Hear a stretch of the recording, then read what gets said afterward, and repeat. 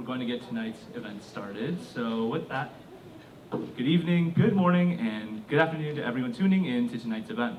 Welcome to the 2025 ASUCI Student Services Vice Presidential and Student Advocate General Debates, brought to you by the Elections Commission and New University. My name is June. I serve as your 2024-2025 ASUCI Elections Commissioner, and I will be one of your moderators for tonight. Joining me on stage are my two co-moderators. Hello, my name is Skylar Paxton. I'm the editor-in-chief of New University, UC Irvine's student-run and official campus newspaper. Hello, my name is Kaylee Kwan. I'm the features editor of New University. ASUCI is the officially recognized undergraduate student government here at UCI. You may recognize them from Aldrich Park After Dark, APAC, Zot Talks, and more.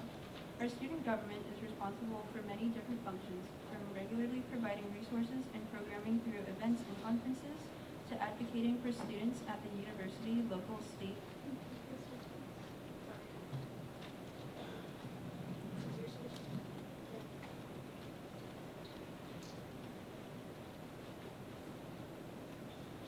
Our student government is responsible for many different functions, from regularly providing resources and programming through events and conferences, to advocating for students at the university, local, and state and national levels. ASUCI is entirely student-led. Everything our student government does to make UCI a better campus for anteaters is made possible by the incredible student leaders who join them every year, some of whom you'll be voting for starting next week. Voting will officially begin on the elections website, elections.uci.edu, next Monday, April 14th at 9 a.m. and end Friday, April 18th at 5 p.m.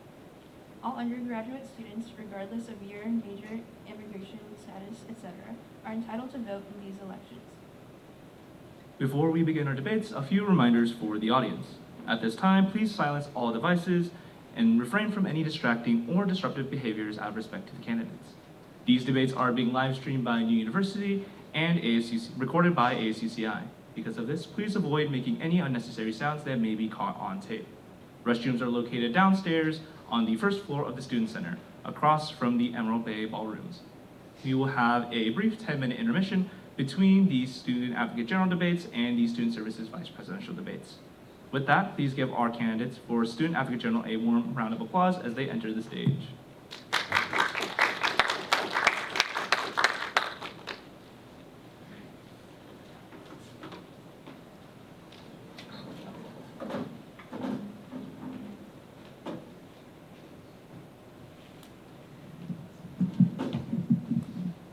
Because only one candidate signed up for this Student Advocate General debate, the event will be shifted to a forum format. Here are the rules for the debate. Each candidate will have 1 minute to answer the question. From the moderator's table, we will provide hand signals to indicate how much time a candidate has left. A 1 will indicate 1 minute, a C will indicate 30 seconds, and a 10-second countdown will be provided. All candidates have reviewed and agreed to the rules prior to this debate. We will now begin with 1 minute, 30-second opening statements from each candidate, starting with Arnav. Hi everybody, my name is Arnav Nigam. I am a third-year computer science major and I am running for the position of Student Advocate General. Something about my experience within ASUCI and as a general at UCI is I am an international student, and starting from my first year itself, I have been a part of ASUCI, serving originally as the Student Financial Officer in my first year under the Student Advocate General. In my second year, I was the Chief Accountability Officer, and currently in my third year, I am the ICS Senator, as well as for fall quarter, I was the Rules Chair, the Chair of the Rules Committee, and so I feel like, all of this together makes me a really viable candidate for the position of Student Advocate General. Thank you for your opening statement. Starting off our questions for tonight. In general terms, what is your understanding of the role of Student Advocate General? Thank you for the question, Jen. So the Student Advocate General serves not only as a representative for the student voices, in the sense that I can represent student rights. I cannot represent student rights. I can advocate for student rights. I am also the representative towards administrative authorities on ASUCI stances on policies, as well as I am also sort of a pseudo HR where I and my team that I would be hiring would conduct investigations on the accounts of transparency as well as on the accounts of accountability. Given the pool of candidates running in this election cycle, why are you uniquely qualified for the position of Student Advocate General? Yeah, so like I said in my opening statement, I have been a part of ASUCI since my first year, as well as serving under 2 different positions for the SAG office. And I think in my second year as CAO, I also was part of the team that wrote the Student Advocate General policies and procedures. And so I think that uniquely qualifies me to be the best candidate for this role. What do you believe is the most important issue to the student body, and how would you address it as Student Advocate General? Something I feel like students kind of get wrong on a general basis is the role of the Student Advocate General, but anything that I can really do for the student body in this sense would be to maintain accountability and maintain transparency within ASUCI. And so pretty much it's that students often look at ASUCI as a black box and something that you can't really see into, and my aim would be pretty much to open up that black box and really give students an insight into what goes on. Thank you for your response. Your next question is: the Student Advocate General nominates an internal Student Advocate General who is responsible for, amongst other duties, mediating internal disputes and reviewing complaints against ASUCI officers. The following is a 3-part question. Your first question: what would you implement to manage and facilitate the roles and responsibilities of the internal Student Advocate General? Sorry, could you repeat the question again? Of course. So your first question, what would you implement to manage and facilitate the roles and responsibilities of the internal Student Advocate General? I think this primarily would land on my hiring process of making sure that I pick someone who will, at the very least, be an unbiased person and be able to complete their duties to the maximum extent. So that's pretty much how, as long as I think in my hiring process, I'm able to select someone that will manage their duties properly, have a true understanding of the governing documents, and be able to make unbiased decisions, I believe that the position itself will be managed well. What would you implement to enforce nonpartisanship in your office and maintain anonymous communication channels between your office and the student body? Could you repeat the question again, please? Of course. What would you implement to enforce nonpartisanship in your office and maintain anonymous communication channels between your office and the student body? So this also, I believe, again, falls sort of towards the hiring process as well, is to make sure to pick people that, can really share the same goal. And that kind of in turn would lead to the nonpartisanship, is to make sure that these people understand what their role is, they have a clear idea of what they're getting into, and what are the things that they need to be able to do. Other things that I can personally implement would be regulated channels of communication within the office itself and official forms of communication. And going off of that, again, it's really dependent on the hiring process who I end up picking to be part of the office. How would you ensure that resolutions to complaints and findings from reviews are accessible and understandable to the student body? In terms of making them accessible, they will be available on the ASUCI website as they have traditionally been available, and it's just a matter of getting them up there promptly. Making them open and understandable to the student body is more so the way of how we structure in terms of language. Generally, there is a sort of report that is constructed for any complaints. One report that goes in depth and detail that is usually sent to the person that filed the complaint, and then there's a general report that is uploaded on the website. And so I do believe as long as that report is written well enough and is available to the students, if they have any questions, they are more than welcome to email me or their respective ISAC or CAO. Thank you for your responses. Your next question is: the Student Advocate General nominates an external Student Advocate General who is responsible for, amongst other duties, educating the student body on their rights under university policies. The following is a 2-part question. First, what would you implement to manage and facilitate the roles of the external Student Advocate General? This is a really good question, Abhijan. So the external Student Advocate General is a position that in my last 3 years that I think is very underutilized, and I think something that would be a beneficial part for the external student advocate general to take over is to be more transparent and more openly available for students who have questions regarding their rights, and to really be someone that is well educated, but not to the point where they're giving them advice rather than directing students to the right resources. Because if the respective ESEC was to directly give advice, I think that would go against a lot of university policies, and so I don't think that's how it should be done. Your next question is, how would you ensure that information about student rights under university policies are accessible and understandable to the student body? So something I've realized is when it comes to a lot of the rights, such as PACEO's, general UCI policies, ASUCI's policies and everything, is they're pretty much all over the place. You gotta visit different websites and everything. So I feel like the best way and easiest way to maintain this would be to have them all in one place, and or at least have the right links in one place. And I think that's something that we can do via the ASUCI website, and which would be my primary goal, along with the ESEC, to really consolidate everything into one openly accessible place and have this readily available for students. The Student Advocate General nominates a Chief Accountability Officer who is responsible for, amongst other duties, implementing accountability, transparency, and ethics policies within ASUCI. The following is a two-part question. What would you implement to manage and facilitate the roles and responsibilities of the Chief Accountability Officer? Once again, similar to the ISAC question, I believe it's primarily on the hiring process, as I do believe that the way these positions work is they deserve a good degree of autonomy, and the person in the position should be able to handle themselves as well as handle their respective deputies, as we've previously had it structured within the office. And so it really comes down to the hiring process and making sure that the right candidate is selected to take over that position. Thank you for your response. Your next question is, what tangible steps would you take to improve the transparency and accountability of ASUCI?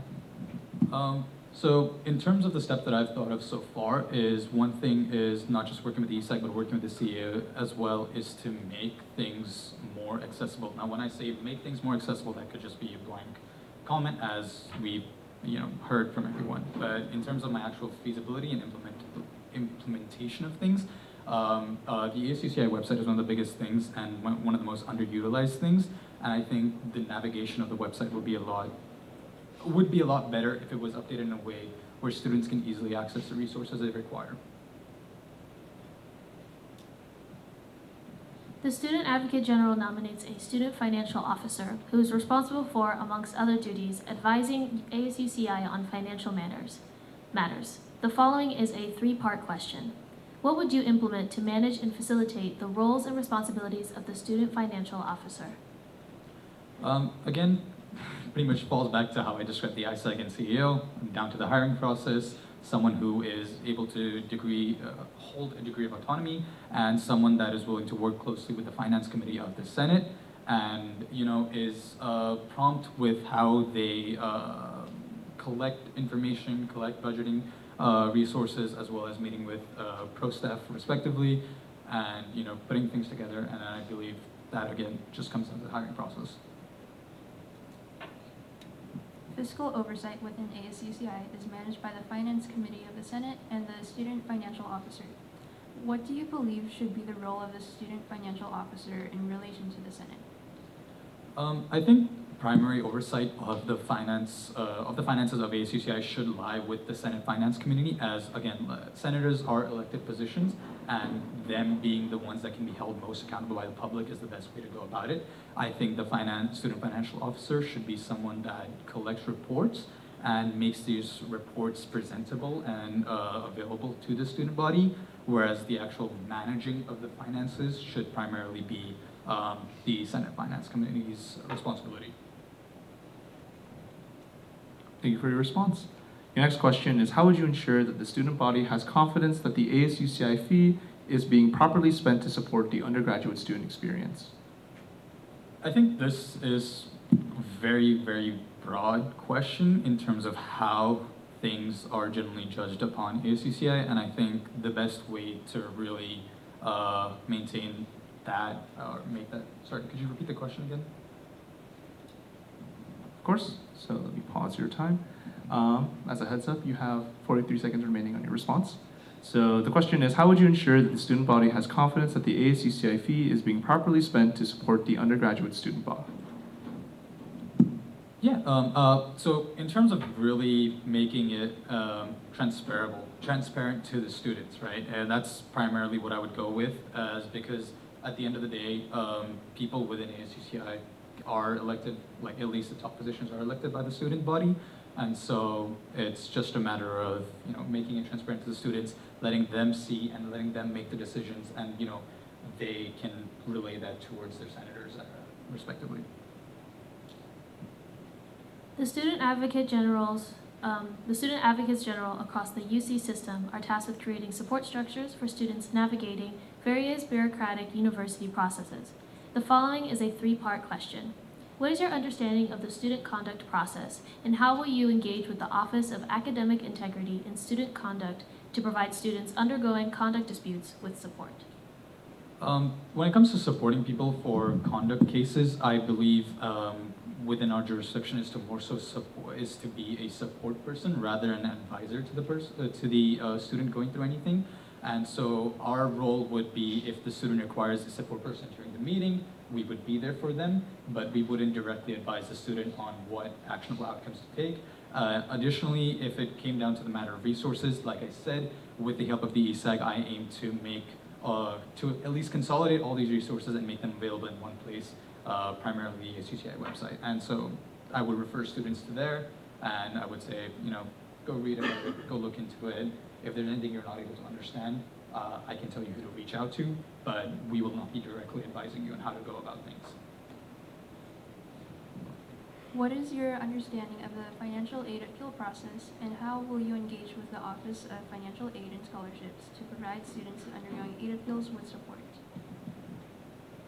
So I personally don't have any experience with working with the Student Financial Office, and so this is something that I really would, have to read up on, get myself, educate myself upon, and then further from there, I will take the necessary actions. Thank you for your response. The next question is, how would you ensure that information from the university regarding these highly bureaucratic processes are accessible and understandable? In terms of accessibility, once again, the ACCI website, consolidated, made available to students, maybe even a live Google document that students can refer to, and it's updated and can be emailed to students. And when it comes to understanding them, it's to the very extent that my office would be allowed to explain them, we would. If they have any further questions, I would direct them to the right authorities for, understanding exactly how to go about things.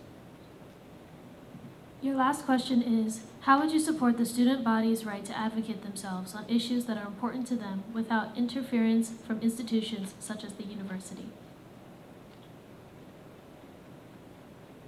Could you repeat the question, please? Of course.